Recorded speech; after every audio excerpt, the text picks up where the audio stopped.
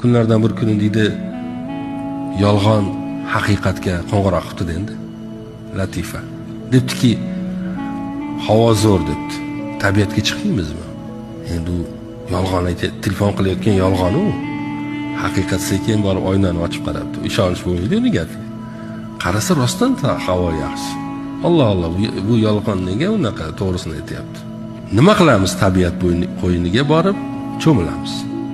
Birga boribdi, bir ko'ldi bo'yiga borishdi. Yolg'on bilan haqiqat. Qarasa suv rostdan toza, zilol suv.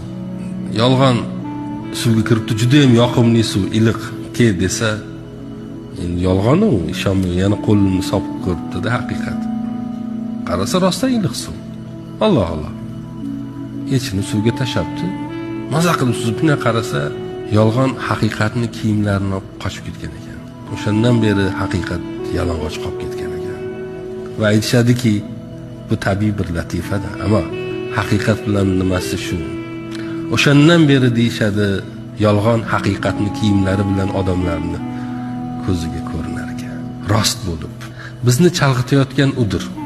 Haqiqatni liboslaridagi yolg'ondir bu dunyoda.